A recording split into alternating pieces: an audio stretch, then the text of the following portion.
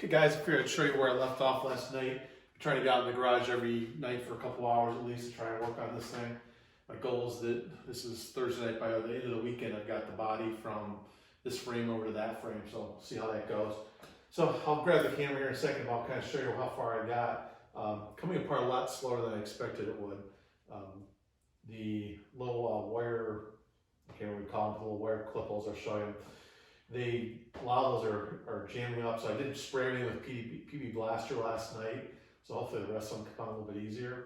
But what I found is a lot of those clips have broken, and so it's making it difficult to get back there and try to get something on and pull them apart. So I'll grab the camera here real quick and I'll show you kind of what I got done last night. So those are the clips I'm talking about. Finding a lot of these are breaking, so they're just spinning, so I'm having to try to get on with some vice grips to get a hold of them. It's been a little bit slow. I think it's amazing, these 5/16 bolts that are holding the front end on, or the front grill. I think there were 12 to 15 holding that front grill assembly on, between this front grill and the filler panel that runs here between the grill and the radiator. But you can see, I mean, there's really like, I think 1, 2, 3, 4 down each side. You know, you think today's cars, everything's all held together with plastic clips and you pretty much snap the front end off in 2 minutes.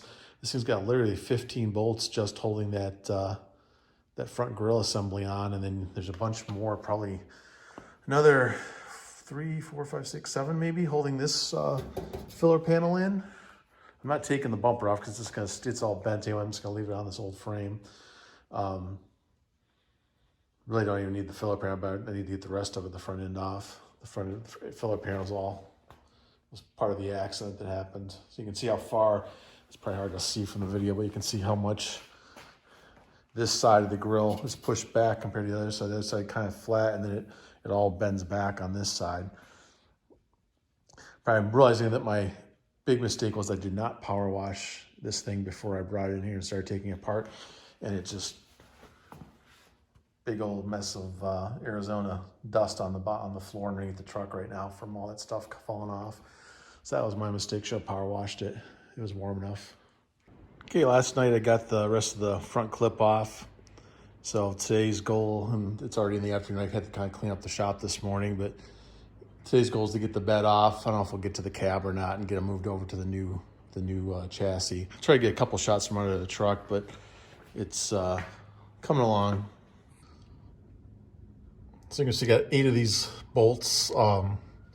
This one actually just bolts to a kind of the underside of the frame. You can actually get a wrench on the other side of that nut on the bolt side. The rest of them are carriage bolts through the bed. So we got 4 down each side. So I got them all soaking in PB Blast, so hopefully we'll be able to get them all loose. I got one out already. It came not too bad. We said most stuff comes apart pretty easy on this thing for being an Arizona truck.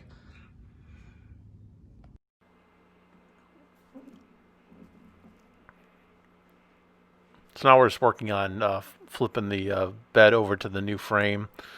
You'll see us have to spin the truck around because we don't have quite enough room to pull the truck up far enough to do both the bed and frame going the same direction. So we put it on the roller skates and we'll bring the bed in, or the new frame in. It's all going to come back off again at some point because we're going to have to put the independent rear suspension and the Crown Vic front end on it. But for now, I'm just trying to free up some garage space so I can get my other car back from storage, get that frame sold.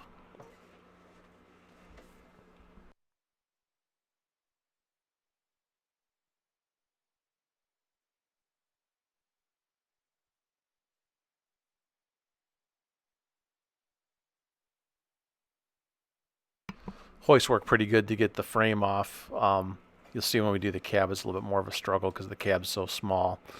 But the arms of the lift were just perfect for getting the bed up off the frame.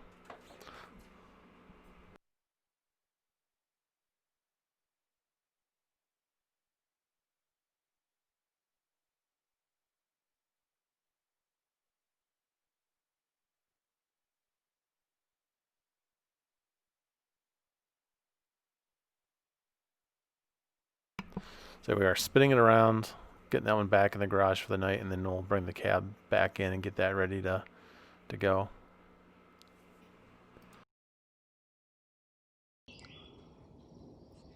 Okay, guys, let me show you what we're getting ready to do here. Getting ready to take the body off the truck.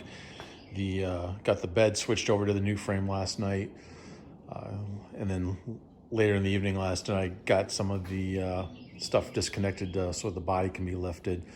Still trying to work out exactly how it's going to work because it's kind of if you look at the hoist, the arms are kind of wide. They're too wide to get under the body, right? I think so. I'm going to have to end up putting some wood across them. I'm not sure. I got to figure that all out yet. But last night, kind of got the whatever was disconnected. So we got the throttle cable disconnected. So there's the arm coming from the cab. Disconnected that from the linkage. Cut the hoses. They're all dry rotted.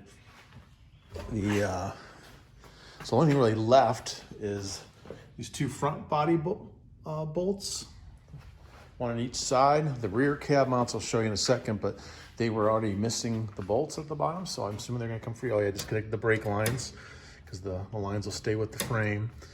I think I cut the wiring harness in one spot. I mean, everything's toast on this thing, so I'm gonna have to rewire it anyway. The other thing I gotta do is disconnect the steering linkage. So I'm not exactly sure what the right spot to do that is, but get that disconnected. So I'll go underneath. I'll show you what I did underneath too. So okay, so on the underside you can see here's the rear cab mounts. There's one on each side. The bolts are already missing, so I'm hoping that's just gonna lift right out. Had to disconnect the. You can see the this was up in the mechanism for the emergency brake back here, so had to pull that out, and then this little fitting right here was up in this hole. So in order to get that out, what these little barbs basically hold it, once it goes through that hole, these barbs keep it from coming back through, is actually a 9/16 box and wrench. Kind of squeezed these down enough that I could work it through the hole. Had to took a couple tries, but I got it. Had to cut both the fuel lines. You can see fuel line on that side, going from the tank that's up in the back of the cab into the frame, and then that was actually the vent line there. And then on this side, got the fuel line itself. It had about a gallon of nasty old gas in there, but I think we're in pretty good shape.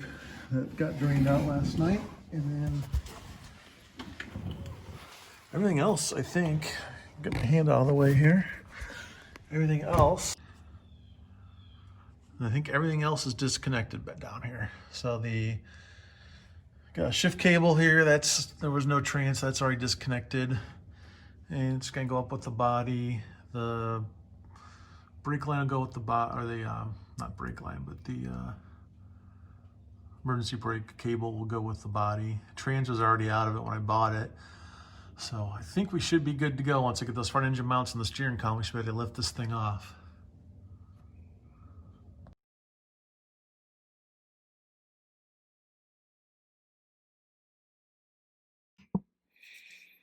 Now we got the cab lifted up. Used some 4x4s to go across underneath the hoist. Worked pretty well, except that there's a little bit of a struggle to bring the new frame back under because the 2x4s are sticking out too far. So I didn't maybe think quite far enough ahead on that, but it worked. We took a couple tries. We had to put down some jack stands, and but we finally got down. You can see there, it's the bed won't come far enough forward. The frame won't come far enough forward because the 4x4s are hitting the bed. So once we get it down far enough, we're able to drop it off put some jack stands under the 4x4s, and then readjust the arms on the lift so we can bring it forward the rest of the way.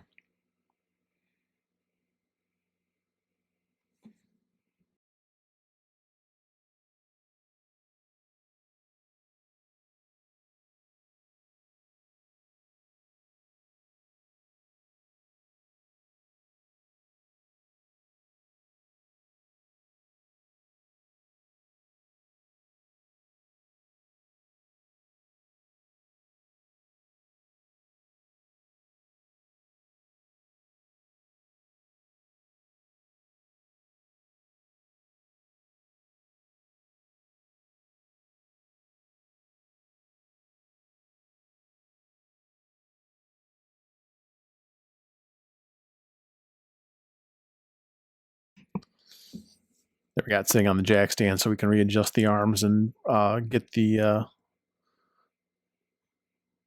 wood out of the way.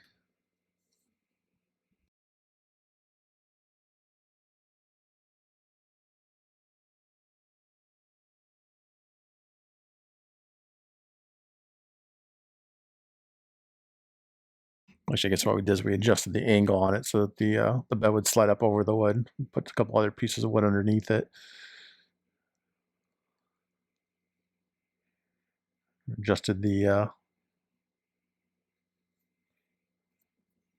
things on the hoist so that it would lower the back of that down just enough to slide the bed up over it.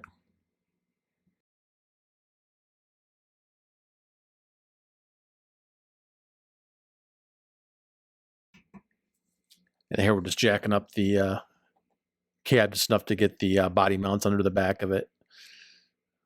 The rear ones fell out when we were moving that stuff around, so we had to jack it back up and put the body mounts under there.